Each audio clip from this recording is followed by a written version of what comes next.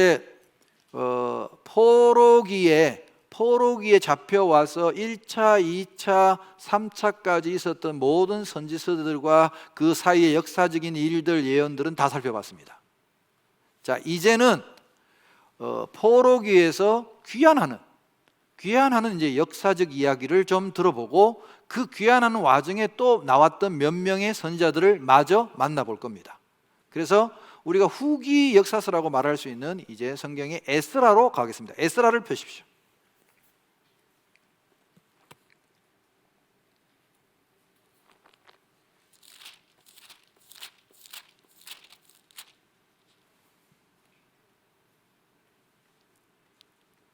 에스라라는 이 이름의 뜻은 하나님은 우리를 도우신다 하는 뜻을 가지고 있습니다. 하나님은 우리를 도우신다 하는 뜻을 가지고 있어요. 이분은 딱 그 자기 족보를 여기 막 밝혀놓은 분이에요. 그 에스라가 자기의 족보를 굉장히 길게 이야기해가지고 자기 족보를 딱 밝혀놓고 시작을 하는데, 이분이 자기 족보를 밝혀놓은 걸 보니까 대제사장 아론의 16대 손입니다. 16대 손 이분이. 그러니까 이 에스라는 2차 귀향 공동체의 지도자입니다. 그러니까 에스라가 기록한 1장부터 이 4장까지는 에스라가 직접 와서 겪은 일이 아니고 1차 귀향 공동에서 돌아온 스룹바벨과 그 지도자들이 겪었던 이야기를 듣고 기록한 겁니다. 아시겠어요? 에스라가 이제 와가지고 직접 6장까지가 그렇고 7장부터는 에스라가 직접 와서 자기가 겪고 이야기했던 것을 기록한 것입니다. 이게 조금 혼합이 돼 있어요. 1차 귀환 공동체 이야기하고 2차 귀환 공동체 이야기가 함께 섞여 있다는 걸 여러분이 역사적으로 이해를 하셔야 돼요. 그러니까 1장부터 6장까지가 1차 귀환 공동체의 성전 재건 과정이고, 에스라야는 7장부터 10장까지 2차로 귀환해가지고 개혁을 한 이야기가 기록되어 있습니다. 에스라서의 구조는 그렇습니다. 6장까지 한 묶음, 7장부터 10장까지가 한 묶음, 이렇게 이해하시면 됩니다.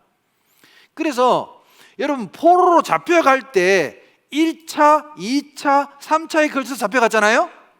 돌아올 때도 1차, 2차, 3차 이렇게 짝을 맞춰가지고, 그러니까 1차 간 사람이 70년 됐을 때 1차 돌아오고, 2차 간 사람이 70년 됐을 때 2차 사람들이 돌아오고, 이런 식으로 돌아왔습니다. 한꺼번에 70년 딱 채워가지고 한꺼번에 같이 팍 돌아온 게 아니고 1차 돌아오고 또 2차 돌아오고 또 틈을 두고 또 3차 돌아오고, 이런 식으로 돌아왔단 말이에요. 포로 돌아오는 것도. 자, 그러면 이걸 딱 정리하자면 1차 귀환 공동체의 지도자는 스룹바벨, 이 사람 이름만 기억해두면 됩니다. 스룹바벨이 지도자야.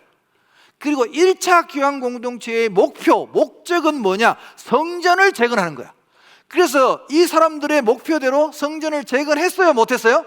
했어요. 우여곡절 끝에 성전을 재건합니다. 그래서 그 성전을 스룹바벨 성전이라고 합니다. 스룹바벨 성전. 이걸 제2성전이라고 그래요.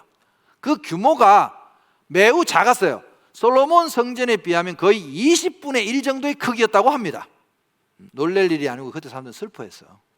너무 작아가지고 슬프다고 했어, 어른들이 그때.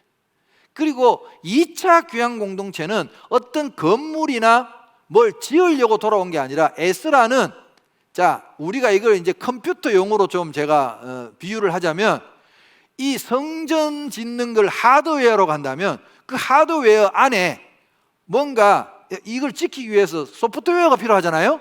그래서 에스라는 뭐예요? 말씀을 가르치려고 온 거야. 율법을 가르치고 소프트웨어를 말하자면 넣으려고 온 거야. 말씀을 회복하기 위해서. 그래서 이 에스라는 건축가도 아니고 정치가도 아니고 율법학자입니다.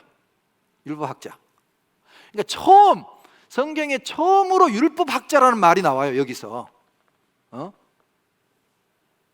그리고 3차 귀환 공동체는 느헤미야라는 인물이 지도자입니다. 그래서 와서 이분은 성벽, 무너진 예루살렘 성벽을 재건합니다. 그래서 이게 다 1, 2, 3차가 다 목적이 다 달라요. 요거를 우리가 이제 읽으면서 좀 보셔야 되죠. 자, 에스라 1장을 한번 펴보세요. 에스라 1장. 바사왕 고레스 원년에, 자, 고레스라는 이름이 나오죠. 여러분, 고레스라는 이름을 제가 이사야에서도 한번 찾아서 읽어드렸죠? 기억나시죠? 고레스 원년에 여호와께서 예레미야의 입을 통하여 하신 말씀을 이루게 하시려고. 자, 예레미야의 입을 통해서 하신 말씀이 뭐예요? 70년 만에 돌아올 것이다. 그거 예언한 거 아까 다니엘도 얘기했잖아요. 똑같이 얘기했어요. 그러면서 바사왕, 여기서 바사라 하니까 자꾸 이제 번역이 빨리 이거 바꿔야 되는데, 페르시아입니다. 페르시아 왕 고레스의 마음을 감동시키심에 그가 온 나라에 공포도 하고 조서도 내려 이르되. 자, 이제부터 고레스의 조서 내용입니다. 요거는 여러분 그 역대기 마지막에 보면, 역대하 마지막에 보면 똑같이 나옵니다. 역대하 36장에. 여러분 그 바로 한 장만 앞으로 넘겨보세요. 에스라에서 살짝 성경 넘겨보세요. 역대하 36장 나오죠? 36장 22절에 바사왕 고레스의 조서가 나와요. 그게 똑같아요. 무슨 말인지 아시겠어요? 그러면 이 역대기는 누가 기록한 걸까요? 에스라. 그렇죠. 눈치를 채야지. 두 개가 똑같잖아. 똑같다는 거는 이 역대기 상하는 누가 기록했다? 에스라가 기록했다. 오케이. 그렇게 하시면 됩니다. 그래서 이 조서 내용을 에스라에서도 그대로 옮겨놓은 거예요. 자, 조서를 보겠습니다. 2절. 바사왕 고레스는 말하노니 하늘의 하나님 여호와께서 세상 모든 나라를 내게 주셨고. 여러분 기억하세요? 이사야서 44장 끝에 45장 앞에 하나님이 고레스를 내가 기름 부어서 내 종으로 삼았다 그랬죠? 내가 고레스 앞에 나가서 적군의 성문을 다 열어 제치고 그에게 모든 보물을 다 얻게 하고 승리하게 하겠다고 하나님 약속하셨잖아요. 근데 고레스가 이걸 어떻게 알았나 봐. 하나님을 아니까 이런 조서를 쓰는 거 아니에요? 하나님이 이 세상 모든 나라를 나한테 주셨다고 고백하잖아요 지금. 고백하면서 나에게 명령하사 유다 예루살렘에 성전을 건축하라 하셨나니 이스라엘의 하나님은 참 신이시라. 너희 중에 그의 백성된 자는 다 유다 예루살렘으로 올라가서 이스라엘의 하나님 여호와의 성전을 건축하라. 그는 예루살렘에 계신 하나님이시라. 그 남아있는 백성이 어느 곳에 머물러 살든지 그곳 사람들이 마땅히 은과 금과 그 밖의 물건과 짐승으로 도와주고 그 외에도 예루살렘에 세울 하나님의 성전을 위하여 예물을 기쁘게 드릴지니라 하였더라. 이게 조서 내용이에요. 그래서 이 조서 때문에 법적인 근거를 가지고 돌아갈 사람은 다 돌아가도 좋다. 그래서 1차 귀환 공동체가 돌아오게 된 겁니다. 이때 이 스룹바벨은 지도자가 된 이유가 왕족 출신입니다. 그러니까 시드기야의 후손이거나 아무튼 그 왕족 출신이에요. 시드기야 아들은 다 죽었으니까 아마 여호야김이나 잡혀온 여호야긴의 후손이었을 가능성도 있어요. 아무튼 왕족이 분명합니다. 이 스룹바벨은. 이분이 이제 지도자가 되어가지고 돌아옵니다. 자, 그거 뭐 가지고 돌아오고 하는데 이제 읽다가 보면 이제 2장에 명단이 나옵니다. 돌아온 사람들의 명단이 쭉 나와요. 누구 자손 스룹바벨 자손 어쩌고 막 나오는데 또 이제 우리는 힘들죠. 또 힘들어. 왜? 내 이름이 없어. 우리 아버지 이름도 없고. 그러면 이때 돌아오는 이 중요한 시점에 이 명단은 왜 작성했을까? 이게 중요한 거예요. 명단은 왜 작성했을까? 인원 체크? 비슷해. 여러분, 제가 그 신학교에서 제가 한 9년 가까이 제가 이제 강의도 했었거든요. 이 과목, 성경 이 서사를 가지고 과목을, 제 과목이었어요, 원래. 이걸 가지고 제가 신학교에서 강의도 했는데, 강의를 했으니까 당연히 제가 3학점짜리였는데 시험을 쳤을 거 아니에요? 그 매년 제가 구약 시험에 매년 친 시험 중에 주제가 뭐냐면 출애굽과 출바벨론의 공통점과 차이점을 비교 서술하시오. 이게 저희 항상 시험 문제였어요. 왜 그러냐? 실제로 여러분 탈출하는 이야기가 2번 나오잖아요, 성경에. 출애굽, 출바벨론. 애굽에서는 430년 있었고 거의 이 바벨론에서는 70년 있다가 탈출하는데 이 모습이 달라요, 사뭇. 어떻게 다르냐? 차이점이 뭐냐 하면은 출애굽 때는 일단 명단이 없어요. 봐봐, 명단 있어요, 없어요? 없어. 그러니까 명단이 없으니까 개나 소나 다 나왔어. 뭔지 알겠죠? 진짜로 그때 6월절에 참여했던 사람은 이방인이고 뭐 그래서 허다한 잡족들이 따라 나왔다고 기록되어 있잖아. 맞아요. 그리고 광야에서 주로 사람들을 불평하고 선동하고 하던 것들이 다 내가 뭐라 그랬어? 잡족들이 했다 그랬잖아. 애들은 괜히 따라 나왔다 그러고 막 자꾸 불평하고. 이 역사를 에스라가 이게 포로로 잡혀온 사람들이 다 성경을 읽고 배웠을 거 아니에요. 여기서 성경 공부를 제일 많이 했다니까. 여러분 성경 공부 많이 하려면 어떻게 하면 되는 줄 알아요? 미안하지만 감옥에 들어가면 돼요. 감옥에 들어가서 성경 공부한 사람 많아요. 왜? 할 게 없으니까. 그래서 이 사람들이 70년 동안 감옥살이 하면서 공부를 많이 했나 봐. 그래서 출애굽할 때 그 실패를 반복하지 않기 위해서 자 돌아가는데 또 이상한 목적, 다른 목적 가진 사람이 섞이면 골치 아프단 말이야. 하나가 안 되니까. 그래서 딱 상을 펴놓고 자 이스라엘로 돌아갈 귀한 자를 모집합니다. 그러는데 사실 첫 판에 다 안 돌아갔어요, 여러분. 1차 귀한 공동체에 한 5만 명 정도 돌아갔나? 다 안 돌아갔어요. 아무튼 안 돌아간 이유가 뭘까? 아니 지금 여기서 70년 동안 살면서 이미 자리 잡은 사람 많아. 뭔지 알죠? 뭐 봐봐, 유대인들이 똑똑하니까 출세해가지고 벌써 벼슬자리 하는 사람이 있고 모르드게처럼 수문장 하는 사람도 있고, 안 그래요? 에스더처럼 왕비가 된 사람도 있어. 심지어 여기 성경에 보면 전부 다 막 출세하고 막 이제 미국으로 말하자면 하버드 대학 입학해가지고 지금 여기서 지금 막 영어도 잘하고 지금 잘하고 있는데 그 이스라엘에 돌아가서 뭐 할 거야? 이스라엘이 지금 다 부서지고 뭐 인프라가 제대로 갖춰졌어. 뭐 있다고 돌아가? 안 돌아가는 사람이 많았다니까. 그 당시에 1차 때 대체로 돌아가는 사람들에서 고향을 그리워하고 고향 가서 죽을 사람들이 거의 다 돌아갔다고 봐요, 사실. 여러분 우리나라 8.15 광복됐을 때도 똑같아요. 8.15 광복됐을 때 여러분 외국에 나가 있는 사람이 다 돌아왔나요? 안 돌아왔잖아요. 여러분 어디 사람들이 돌아왔냐? 못 사는 나라에 살던 사람들 다 돌아왔어요. 근데 미국이나 일본이나 그 당시에 선진국에 가 있던 사람들은 안 돌아왔다니까. 우리나라 광복 해방이 돼도 안 돌아왔다니까. 우리 아버지는 만주 계셨어요. 그때 38선 꺼지고 제일 마지막에 넘어오셨어요. 막 총 들고 지킬 때. 우리 아버님 말씀이 그때 내가 잡혀 죽을 뻔했는데 못 돌아왔으면 너는 북한 사람이거나 조선족 되는 거다. 우리 아버님이 연변에 사셨는데 그 당시에 연변에 그냥 우리 아버님은 해랑강 이야기하고 뭐 일송정 이야기도 많이 하셨어요. 실제로 그 윤동주 시인의 그 했던 그 중학교도 있어. 그 중학교도 이야기하시고 아버님이 살았던 동네 이야기. 아버님 돌아가시고 제가 너무 그 이야기도 그리워가지고 연변에 제가 한번 갔었어요. 실제로 해랑강 보고 너무 실망했어. 물이 너무 더러워.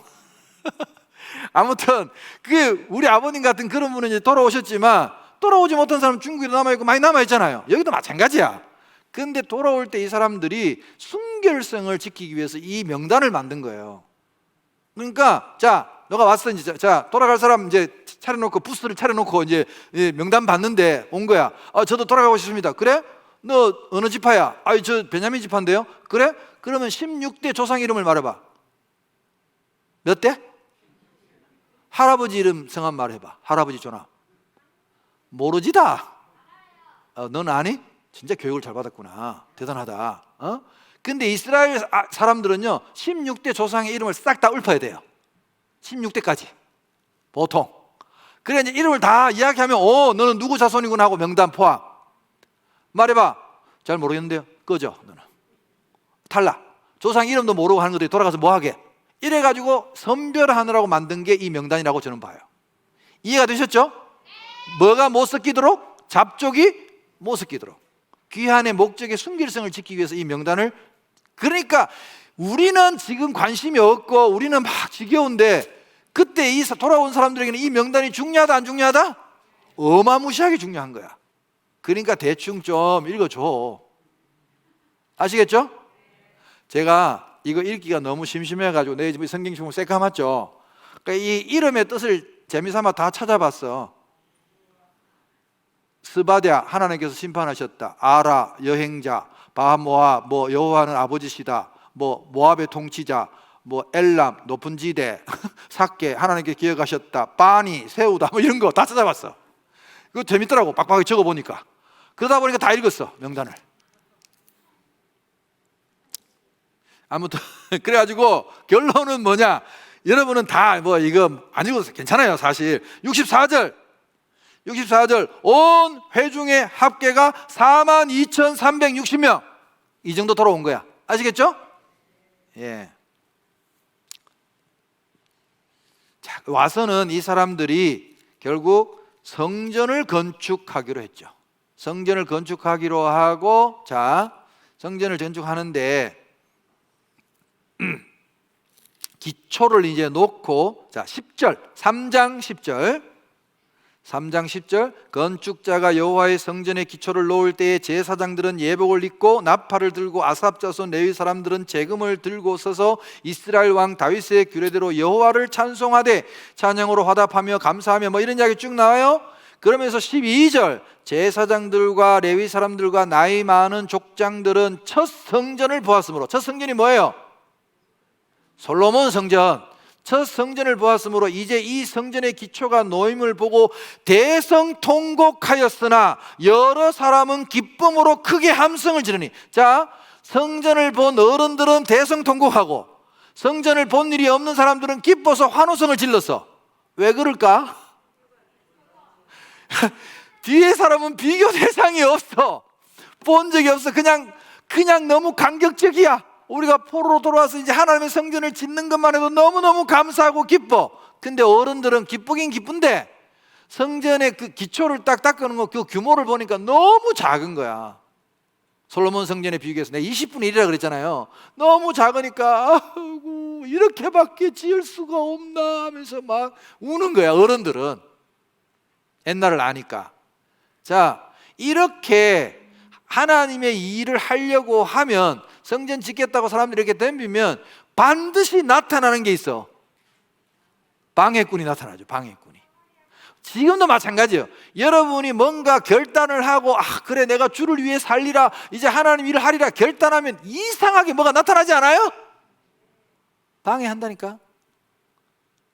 성전 건축을 방해하는 사람들의 이야기가 4장에 나옵니다. 4장 1절 보세요. 사로잡혔던 자들의 자손이 이스라엘의 하나님 여호와의 성전을 건축한다 함을 유다와 베냐민의 대적이 듣고 스룹바벨과 족장들에게 나와 이르되 우리도 너희와 함께 건축하게 하라. 우리도 너희같이 너희 하나님을 찾노라. 아수르 왕 에살핫돈이 우리를 이리로 오게 한 날부터 우리가 하나님께 제사를 드리노라. 이 말을 봤을 때 이 사람들은 바로 사마리아인입니다.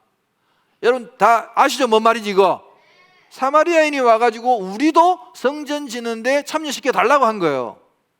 그랬더니 3절 스룹바벨과 예수아와 기타 이스라엘 족장들이 이르되 우리 하나님의 성전을 건축하는데 너희는 우리와 상관이 없느니라. 바사왕 고레스가 우리에게 명령하신 대로 우리가 이스라엘 하나님 여호와를 위하여 홀로 건축하리라 하였더니 이때부터 이 사마리아인들이 앙심을 품고 본격적으로 성전 건축을 방해하기 시작합니다.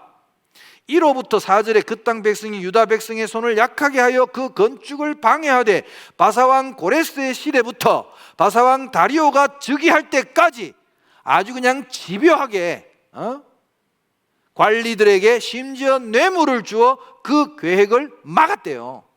그게 아하수에로가 즉위할 때에 그들이 글을 올려서 고발한 내용도 있어요. 그러니까 이게 한두 번이 아니고 이게 이야기가 사실 짬뽕이 돼 있어요.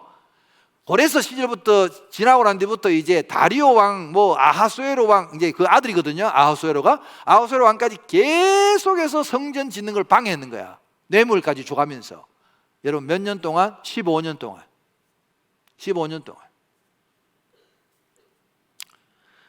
그래서 고소하는 걸 보면 8절 보세요. 연판장을 올립니다. 연판장을 고소장. 방백 르흠과 서기관 심세가 아닥사스다 왕에게 올려 예루살렘 백성을 고발한 그 글의 고발장에, 자, 방백 르흠과 서기관 심세와 그의 동료 디나 사람과 아바사 사람과 다블레 사람과, 왜 이렇게 자꾸 사람 명단을 이렇게 많이 써요? 쓸데없이. 여러분 명단이 많아야 고발에 힘이 있는 겁니다. 무슨 말인지 아시겠죠? 우리 이 이름은 기억할 필요 없어요. 그 밖에 10절 백성 곧 종귀한 오스나발이 사마리아 성과 유브라데 강 건너편 다른 땅에 옮겨둔 자들과 함께 고발합니다 하고 그 글의 초본은 이러하니 강 건너편에 있는 신하들은 12절 왕에게 아뢰나이다. 당신에게서 우리에게로 올라온 유다 사람들이 예루살렘에 이르러 이 패역하고 악한 성읍을 건축하는데, 여러분 이것부터 일단 거짓말입니다. 고소장 내용이 거짓말이야. 왜? 성읍을 건축하는 게 아니라 이 사람들이 뭘 건축해요 지금? 성전을 건축하잖아. 아니 글자 한자 차이 난다고 이러면 돼? 성벽하고 성전은 엄연히 다른 건데 그래 안 그래요? 거짓말이야.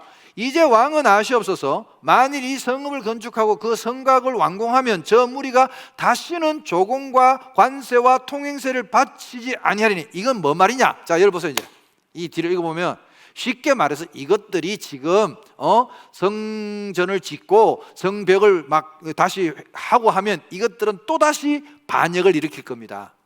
분명히 이것들은 반역을 일으킵니다. 그 기록에 찾아보세요. 이 이스라엘 사람들이 반역하기로 유명한 족속입니다. 그 이야기를 해요. 그것도 또 사실은 사실이야. 이스라엘 백성들이 독립심이 되게 강해가지고 절대로 안 꺾이고 끝까지 반항하고 로마 제국하고 붙어갖고도 4년을 버틴 민족은 이스라엘 민족밖에 없어요. 역사적으로. 이 조그마한 나라가 로마 제국하고 붙어가지고 4년을 버텼다니까 여러분. 대단한 나라예요 이 나라들이. 이런 것도 우리랑 비슷해 보면. 그러니까 얘들은 근성이 이러니까 이것들을 그냥 두면 안 된다고 이제 고발장을 올린 거야. 그런데 사실 이 고발장이 왕에게 직접 갔겠습니까? No. 아까 지금 딱 힌트를 줬잖아. 관리들한테 뭐를 줬어? 뇌물을 줬으니까 이 고발장은 일단 실무자가 받아서 그 고발장을 상소를 왕에게 올리는 것 아닙니까? 그러니까 이게 제대로 올라가지 않은 것 같아요. 이때 이제 이 중간사 이야기를 들어보면 고레스 왕은 자 칙령을 성전 지으라고 명령을 내린 왕이 누굽니까? 고레스 왕인데 고레스 왕은 그 명령 내려놓고 왕궁에 앉아가지고 뭘 했는 일이 없어요. 역사적으로 보면 고레스는 평생 죽을 때까지 전장터에 나가가지고 땅 전쟁하느라고 전장터에서 살았어요. 그러니까 이 문서가 이 고발장이 고레스가 있었다면 말도 안 되는 이야기잖아요. 안 그래요 여러분? 고레스가 성전 지으라고 하는데 이걸 취소할 리가 없어요 고레스 왕이. 그러니까 밑에 있던 실무진이 왕이 없는 틈에 뇌물을 받았으니까 여러분 공무원들이 참 자기 몸을 늘 잘 지키고 보존하는 길은 간단합니다. 결정을 내리면 안 돼요. 제일 좋은 게 뭔지 아세요? 일단 보류야. 일단 보류. 심사 들어가. 그러면 시간을 질질 끌죠. 자기가 다치기 싫으니까. 뇌물도 받았겠다. 그래서 일단 보류한 게 15년 동안 보류된 겁니다. 이해가 되셨죠? 그래서 23절 보세요. 아닥사스다 왕의 조서 초본이 르훔과 서기관 심세와 그의 동료들 앞에서 낭독. 이제 답장이 온 거야. 이것도 내가 보니까 이것들이 거짓말로 쓴 것 같아. 그들이 예루살렘으로 급히 가서 유다 사람들을 보고 권력으로 억제하여 그 공사를 그치게 하니 이에 예루살렘에서 하나님의 성전 공사가 바사왕 다리오 제2년까지 중단되니라. 와우. 중단됐어요. 자, 이 시기가 BC 534년에서 520년까지 약 15년간입니다. 자, 중단됐어요. 자, 4장 끝에 에스라 4장 끝에 이때 이 15년간 중단된 시대에 선지자가 두 분이 나타나요. 거기 쓰세요. 자, 4장 끝에다가 에스라 4장 끝에다가 학개 스가랴라고 쓰세요. 학개 스가랴. 다 쓰셨나요? 네. 오늘은 제가 여기까지만 할 겁니다. 에스라 5장으로 가겠습니다. 에스라 5장. 에스라 5장을 다 가보세요. 선지자들 곧 선지자 학개와 잇도의 손자 스가랴가 이스라엘의 하나님의 이름으로 유다와 예루살렘에 거주하는 유다 사람들에게 예언하였더니, 방금 제가 이제 여러분하고 학개 스가랴 선지자 예언을 찾아봤습니다. 예언하였더니 이에 스알디엘의 아들 스룹바벨과 요사닥의 아들 예수아가, 또 여기서 또 예수아라 그래요. 이 예수아가 여호수아입니다. 왜 이렇게 이름을 자꾸 바꾸는지를 저도 잘 모르겠어요. 성경을 좀 통일시켜주면 좋겠는데 이름을. 여호수아가 일어나 예루살렘에 있던 하나님의 성전을 다시 건축하기 시작하며 하나님의 선지자들이 함께 있어 그들을 돕더니, 자 이제 그래 맞아, 우리가 이렇게 쫄려가지고 안 지을 이유가 뭐 있어? 그리고 15년이나 공사를 이렇게 유보시키는 게 어디 있어? 그냥 짓자. 하나님 말씀대로 지어. 그러고 이제 지었단 말이에요. 짓기 시작하니까, 공사를 시작하니까 다시 그 총독들이, 이제 그 땅에 있던 총독들이 또 대적들하고 연합해가지고, 야, 찾아온 거예요. 야, 니들 이거 공사 누구 마음대로 이거 다시 짓는 거야? 그러니까 이 유다 사람들이 뭐라고 했냐면, 야, 15년 동안이나 지금 아무 그 근거도 없이 지금 공사 중단됐는데 우리 이거 다시 지을 거야. 이거 우리 고레스 왕 조스가 있어. 우리한테는 고레스 왕이 우리에게 성전 지으라고 돈도 주고 조서도 내리는데, 야, 네가 궁금하면 네가 가서 조사해봐. 우리는 지을 거야 하고 이제 밀어붙인 거예요. 그랬더니 진짜 이쪽에 있던 총독들이 다시 이제 본국에다가, 페르시아 본국에다가 편지를 올렸어요. 아, 이 사람들이 지금, 이때는 왕이 바뀌었어요. 이따가 제가 중간사에서 말씀드리겠지만, 이때는 고레스는 벌써 죽고, 고레스의 아들도 죽고, 이 고레스의 나중에 사위가 된 다리오, 여기 다리오라는 게 다리우스 히스타페스라는 장군 출신이었어요. 장군 출신인데 이 사람이 왕이 됐어요. 왕이 된 사람에게 고발장이 올라간 거예요. 15년이나 시간이 지났는데 그 사이에 많은 사건이 있었어요. 고발장이 올라갔는데, 참 그 아이러니한 거는, 이건 하나님의 섭리겠죠. 다리우스 왕이 원래는 장군이었다 그랬잖아요. 이 장군 시절에 이 1차 교양 공동체의 지도자였던 스룹바벨하고 둘이가 굉장히 친한 친구였어요. 그러니까 이제 이 사람들이 고발장에다 친절하게, 지금 얘들이 마음대로 공사를 재개하는데 얘들의 이제 명단 중 다 올릴 수는 없고 두목급 명단을 올리는 거잖아요. 그 명단에 누가 올라가겠어요? 스룹바벨, 대제사장 여호수아, 이런 사람들이 주동해가지고 지금 공사를 마음대로 진행합니다. 그래서 얘들이 지금 주장하는 거는 고레스의 조서를 가지고 공사를 한다는데 폐하께서 자세히 알아봐 주십시오 하고 고발장이 올라온 거예요. 그 이제 다리우스가 이걸 딱 받아보니까, 고발장의 명단을 받아보니까 자기 친구거든, 스룹바벨이 친구예요 실제로. 그래서 실제로 그 옛날 이야기를 우리 들어보면 이 다리우스가 스룹바벨을 되게 아꼈다고 그래요. 스룹바벨이 머리가 좋아가지고 자기 장군과의 참모를 삼으려고 그렇게 설득하던 중이었는데, 갑자기 고레스가 해방령을 발표하면서 스룹바벨은 그래도 여기에서 뭐 장군과의 참모하는 것보다는 고국에 돌아가서 고국을 재건해야 되니까, 왕족이니까 책임감도 있잖아요. 그래서 빠이빠이 하고 돌아온 처지였어요. 헤어진 처지였어요. 참 묘하죠. 근데 그 친구가 왕이 될 거라고 누가 감히 상상을 했겠어요. 왕족이 아닌데 원래 다리우스는. 그래서 이 편지를 받아 들고는 이 다리우스가 친구를 도와주고 싶은 거예요. 안 그러면 이렇게까지 저는 노력하지 않았을 거라고 봅니다, 성경을 보면. 그래서 다리우스가, 그러면 신하들에게 뭔가 명분이 있어야 되잖아요. 이 성전을 다시 공사를 짓게 하려면. 근데 이쪽에서 제시한 게 뭐냐면 고레스의 조서 내용이란 말이에요. 그래서 이 다리우스가 15년이나 지났는데도 불구하고, 그래? 그러면 왕의 조서가 남아있을 것 아니냐, 문서 보관소를 다 뒤져라. 지금 여러분 표정은 그 문서 있겠지요 하는 표정인데, 여러분 페르시아가 어마어마하게 큰 나라입니다. 우리나라가 몇 개 도예요? 우리나라가 경상북 경상도 전라도 해가 몇 개 도야? 보통 우리가 8도 강산이라고 해요. 몇 도? 페르시아는 몇 도인 줄 알아요? 127개 도야. 좀 놀라주세요 이 사람들아. 하여튼 이 대한민국 사람들은 간땡이만 커. 조그마한 나라 사람들이 127개 도면 벌써 규모가 어마어마한 거 아니야. 거기에서 뭐 이런 일 저런 일도 많을 텐데, 사실 우리나 이스라엘이 관심 있는 거지, 그 큰 나라에서 이스라엘 사람들이 돌아가고 뭐 성전 짓고 이따위 일에 관심이 있을까 없을까? 1도 없어 관심. 그러니까 그놈의 문서가 어디 있는지 누가 알게 뭐야. 그래도 15년이나 지났다니까. 그러니까 그 문서 보관함에 빨리 못 찾으니까 앙메다 궁에서 뒤져가지고 찾은 거야. 뒤져가지고 이 먼지가 쌓인 그 문서 보관함에 127개에서 올라온 수많은 상소와 많은 행정서류들이 막 가득가득 쌓였을 텐데, 거기서 고레스의 조서를 기어이 찾아냅니다. 찾아내가지고 쫙 펼쳐서 읽으니까 기가 막힌 거야. 그래서 고레스의 조서 내용이 다시 6장에 나옵니다. 여러분 보세요.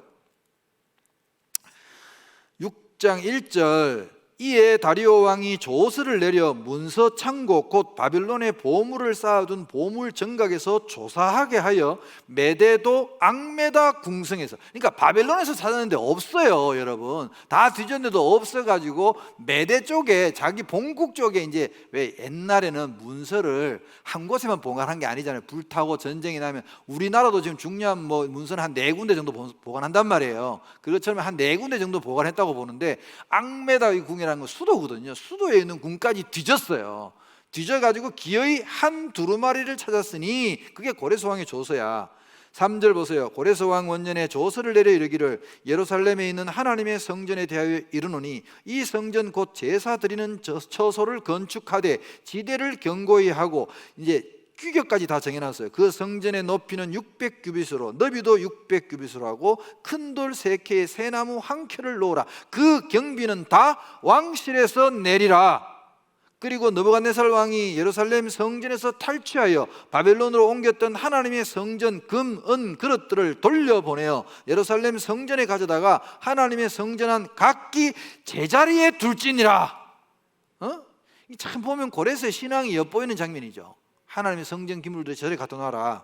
이제 유브라데강 건너편 총독 다떼네와 스달보스네와 너희 동관 유브라데강 건너편 아바삭 사람들은, 자, 이 사람들이 고발장을 올린 사람이에요.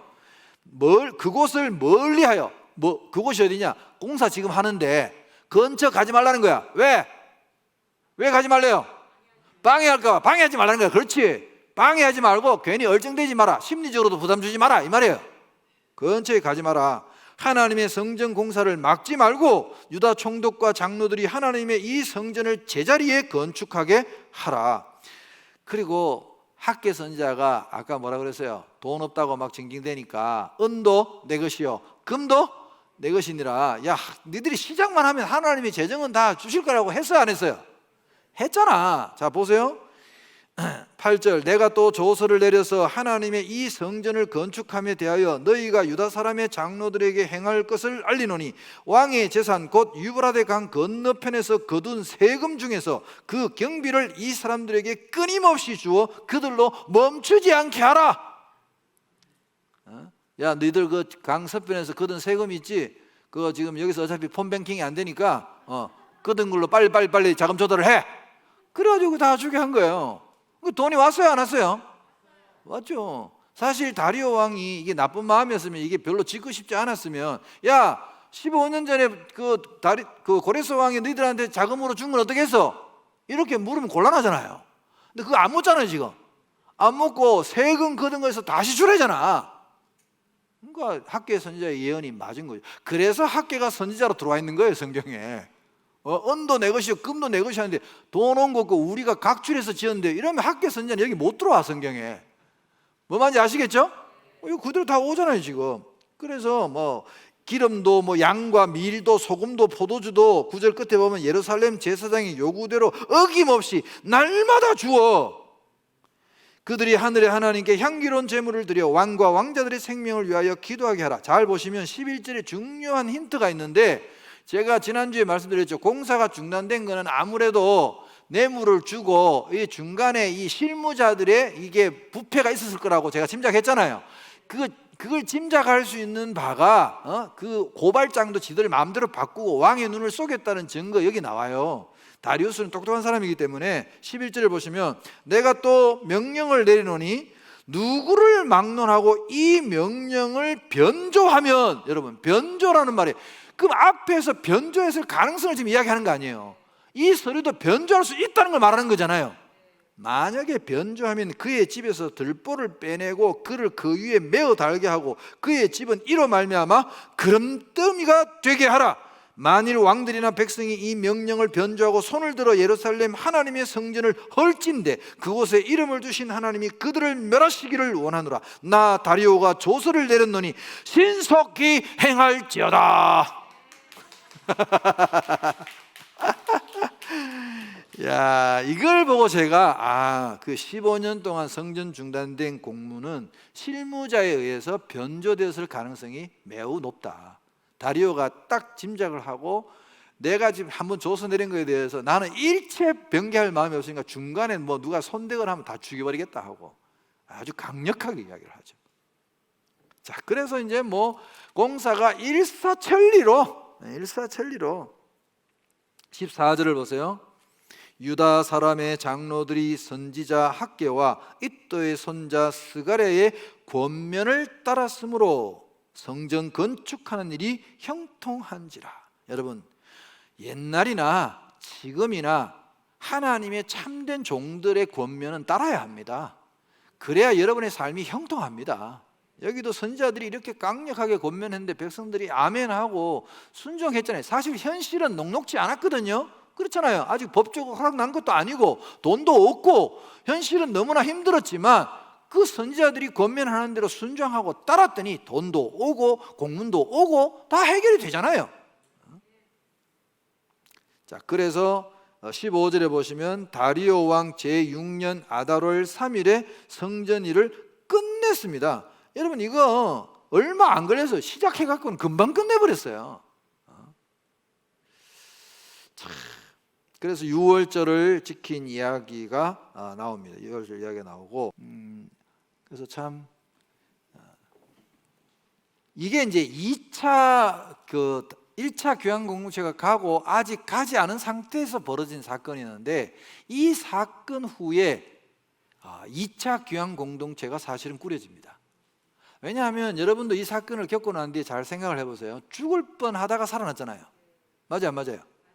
이게 이제 사람들의 1차 때 안 갔던 사람들이 역시 여기는 남의 땅인 거야. 불안한 거야. 언제 또 하만 같은 인간이 나와서 언제 또 이런 사건이 벌어질지 모르니까, 그래서 다시 이 에스라라는 사람이 2차 교황 공동체를 모집했을 때 꽤 많은 사람들이 2차 교황 공동체에 돌아갑니다. 자, 다시 그러면 성경은 에스라, 우리가 7장으로 가겠습니다.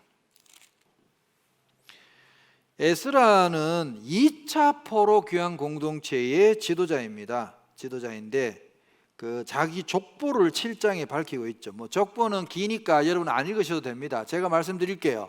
나는 대제사장 아론의 16대 직계손입니다. 이렇게 밝힌 겁니다. 그러니까 이분이 대제사장 아론의 직계손이라는 걸 밝힌 것은 어떤 지도자로서의 어떤 그런 권위가 필요했던 것 같아요. 이 당시에 16대 손입니다. 7장 5절에 나와 있죠. 그게. 그래서 이 에스라가 2차 교황 공동체를 이끌고 돌아가는 것은 분명한 목적이 있었습니다. 7장 10절을 보십시오. 에스라가 여호와의 율법을 연구하여 준행하며 율례와 규례를 이스라엘에게 가르치기로 결심하였더라. 자, 이분의 태도를 보세요. 연구만 한 게 아니라 자기가 스스로 준행하고 그 뒤에 가르치는 거죠. 그래서 국가 재건의 소프트웨어를 이제 이 율법을 가르치는 걸로, 연구하고 가르치는 걸로 잡은 거죠, 이분은. 그래서 에스라의 귀한 목적이 바로 이겁니다. 자신의 그 안일한 삶을 버리고 정말 국가 재건을 위해서, 그것도 영적인 재건을 위해서 소명을 위해서 하는 삶이죠. 그래서 많은 이스라엘 사람들은 이 에스라를 제2의 모세라고 부릅니다. 제2의 모세라고 불러요. 모세가 출애굽해서 율법을 이스라엘 백성들에게 주었듯이 두 번째 출 바빌론을 해가지고 이 에스라가 율법을 다시 가르친 것이 굉장히 큰 사건이죠. 그래서 에스라가 돌아와서 2차 교황 공동체를 수습하는 이제 그런 이야기입니다. 사실 에스라는 와서 뭔가를 뭐 물리적으로 성벽을 재건했다든지 성전을 재건했다든지 이런 게 없고 백성들에게 율법을 가르치고 성경 통독을 주도했다고 보시면 됩니다. 성경을 가르치는 일을 주도했다고 보시면 됩니다. 아무튼 그렇게 돌아오는 이야기가 나와 있습니다. 9장에 이제 돌아와서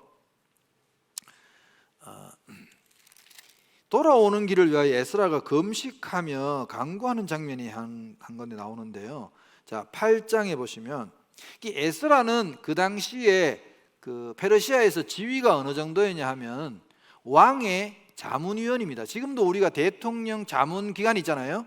이게 나라의 어른으로서 이분이 율법자에서 율자를 빼면 법의 전문가였단 말이에요. 그러니까 나라의 어떤 법의 체계를 세우고 법을 정하고 하는데 이 에스라가 굉장히 영향력을 끼치고 왕이, 성경에 보면 왕이 에스라에게 함부로 말하지 않을 정도로 굉장히 존대를 하던 존재였다는 걸 알 수 있어요. 굉장히 학자로서 추앙을 받던 그런 인물이었다고 보시면 됩니다. 그러면 에스라 같은 경우는 사실 바벨론에서 살면 되게 편하게 대우받으면서 살 텐데 그 모든 걸 다 내려놓고 조국에 돌아왔다는 사실도 이분이 참 훌륭한 것 중에 하나죠.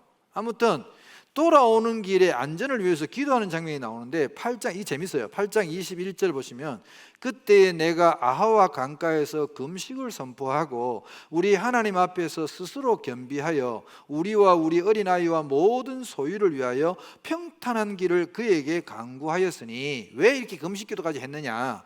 이는 우리가 전에 왕에게 아뢰기를 우리 하나님의 손은 자기를 찾는 모든 자에게 선을 베푸시고 자기를 배반하는 모든 자에게는 권능과 진노를 내리신다 하였으므로 길에서 적군을 막고 우리를 도울 보병과 마병을 왕에게 구하기를 부끄러워하였습니다. 그러니까 평소에 왕한테 하나님은 자기 백성들을 지키시고 철저하게 인도하신다 해놓고 돌아가는 길에 폐하 강도를 만날까 두렵습니다. 무섭습니다. 군사를 좀 주십시오. 이렇게 말하기가 부끄러웠다는 거예요. 그래서 온전히 하나님이 자신들을 지켜주기를 금식기도 하면서 돌아온 그런 케이스죠. 실제로 여러분 그 거리가 굉장히 멀고 중간에는 중앙정부의 치안이 와닿지 않는 그런 이제 우범지대가 사실 많았거든요. 그리고 이 사람들이 돌아올 때 여러분 또 보시면 알겠지만 성전에 쓸 기물들 전부 다 받아서 온단 말이에요. 돈. 그럼 성전에서 쓰는 기물들은 전부 다 금덩어리 아닙니까 사실. 그러니까 돈 가치가 있으니까 강도들이 많이 노렸을 거란 말이에요 그 당시에. 그래서 돌아오는 길의 안전을 위해서 강구했다는 거예요. 그래서 길에서 적군을 막고 우리를 도울 보병과 마병을 왕에게 구하기를 부끄러워하였습니다. 23절 그러므로 우리가 이를 위하여 금식하며 우리 하나님께 간구하였더니 그의 응낙하심을 입었느니라. 그래서 군대의 도움 없이 2차 교환 공동체는 무사히 돌아옵니다. 에스라의 인도하에서 이제 돌아오죠. 예루살렘에 돌아와서 이제 이미 1차 귀환 공동체가 와 있었잖아요 그 전에. 근데 와서 보니까 에스라가 와서 보니까 개판이 되어 있는 거야. 지도자들도 개판이고 벌써 좀 막 영적으로 많이 무너진 게 보여. 특히 그 중에서도 무너진 게 뭐냐면 돌아와서 농사가 제대로 안 되고 흉년이 드는 때도 있었으니까 그럴 때에 이 돈 많은 사람들이 자기의 동족들이 돈이 없으면 스스로 몸을 팔아서 노예가 되고 하거든요. 그러니까 이제 뭐 돈을 빌려주는데 지금으로 말하자면 고리 대금업을 한 거야. 그래서 돈을 못 받으면 이제 뭐 딸도 뺏고 집도 뺏고 이제 이런 동족을 노예로 팔아먹는 그런 일들이 벌어진 거를 에스라가 와서 눈으로 목격하고는 너무 이게 마음이 아파가지고 9장을 보세요. 9장을 보시면 이제 거기에다가 또 지도자들이 이방인들하고 많이 결혼을 했어요. 자기 딸도 시집 보내고 자기 며느리도 삼고 이제 그런 일도 있었어요. 그래서 에스라가 회개하는 이야기가 나옵니다. 회개하는 이야기가 나와요. 그래서 9장 1절에 보면 이 일 후에 방백들이 내게 나와 이르되 이스라엘 백성과 제사장들과 레위 사람들이 이 땅 백성들에게 떠나지 아니하고 가나안 사람들과 헷 사람들과 브리스 사람들과 여부스 사람들과 암몬 사람들과 짬뽕이네요. 모압 사람들과 애굽 사람들과 아모리 사람들이 가증한 일을 행하여 그들의 딸을 맞이하여 아내와 며느리로 삼아 거룩한 자손이 그 지방 사람들과 서로 섞이게 하는데 방백들과 고관들이 이 죄에 더욱 으뜸이 되었다 하는지라. 그래서 에스라가 이 말을 듣고는 내가 이 일을 듣고 속옷과 겉옷을 찢고, 보통 겉옷만 찢는데 그렇잖아요. 지금까지 오지는 이야기 많이 들었잖아요. 보통 겉옷만 찢는데 속옷까지 찢어버렸답니다. 이게 굉장히 자기 마음이 아프다는 걸 표현하는 거죠. 머리털과 수염도 뜯어.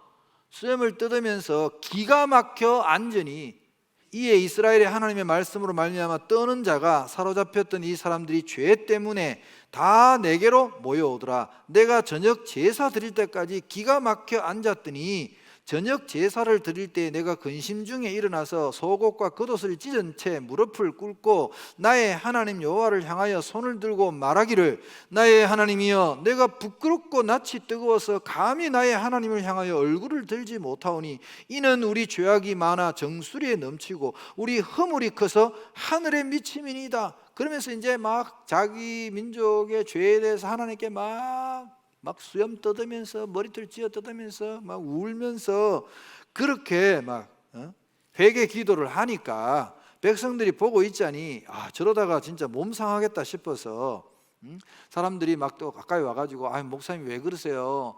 우리가 앞으로 잘할 테니까 제발 좀 일어나세요. 몸 상하시겠습니다 하니까 에스라가 놔라. 내가 이런 꼴 말하자면 이런 꼴 보자고 내가 지금 그 자리 버리고 여기까지 왔냐 하면서 막 하니까 아이고 그러니까 목사님 같은 분이 오셔가지고 우리를 다시 세워주셔야 되지 않겠습니까? 힘을 내셔야죠. 이러면 몸 상하십니다 하니까 에스라가 울다가 그럼 나 도와줄 거야? 그러니까 이제 도와준대. 그럼 이제 에스라가 일어나가지고 이제 개혁을 하죠. 그게 이제 10장의 내용인데 뭘 하냐? 자, 전수조사. 여러분 전수조사가 뭔지 알죠? 이스라엘 남자들 중에 이방 여자하고 결혼한 사람들을 싹 다 전수조사해. 다 조사 다 했어요.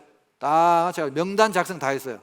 명단 작성 다 해가지고 예루살렘 성벽에다가 대자보를 붙였어요. 대자보를 붙여가지고 에스라는요 타협이 없어요. 원칙대로 하는 분이야. 이분이 법률학자잖아요. 그러니까 뭐대로 하겠어요? 법대로 하는 거지, 율법대로. 그래서 이방 여자하고 결혼한 사람은 이방 여자를 내쫓든지 아니면 너도 이방 여자를 따라서 예루살렘에서 나가든지 둘 중에 하나를 해라. 중간은 없다. 그렇게 이제 선포를 하고 벽보를 갖다 붙였어요. 명단을. 이방 여자와 결혼한 명단. 그 명단에 대제사장 요수아의 아들 이름도 있어요. 이해가 되시죠? 뭔 말인지? 그게 10장입니다. 이방 여자들과 결혼한 남자들의, 물론 사람들이 막 그건 너무합니다. 심지어 애를 낳은 사람들인데 어떡합니까? 반대도 있었지만 무조건 안 돼. 그래가지고 쫓겨나고. 여러분 상황이 두 가지 아니겠습니까? 여자를 쫓아냈거나 아니면 여자랑 같이 나갔거나. 물론 나간 사람도 있었다고 저는 봅니다. 근데 많은 남자들이 사실 귀한 공동체에 돌아왔을 때 이 남자들은 뭐 하려고 돌아왔겠습니까? 이 나라를 새로 세우고 나라와 민족의 국가적 중흥을 위해서 민족 중흥의 역사적 사명을 띠고 돌아온 사람들이 1차 귀한 공동체인데 가만히 생각하니까 우리가 이러려고 이방 여인하고 결혼하고 이러려고 여기 돌아온 건 아니지 하고 이제 회개하고 그들도 에스라의 말을 듣고 이제 감동을 먹어가지고 쫓아냈단 말이에요. 그러고 끝이 납니다. 자, 그게 쫙 명단입니다. 그래서 또 우리 또 이 명단 보면 또 시험에 들잖아. 이 명단이 나와 무슨 상관이요? 그런데 이 당시에 이스라엘 사람들에게는 이 명단이 굉장히 의미가 있고 중요했다는 걸 알 수 있어요. 자, 그래서 10장 44절 보시면 이 사항은 모두 이방 여인을 아내로 맞이한 자라 그 중에는 자녀를 낳은 여인도 있었더라. 이러고 끝났어요, 에스라가. 자, 이 에스라가 이렇게 끝나면 안 되죠, 이야기가.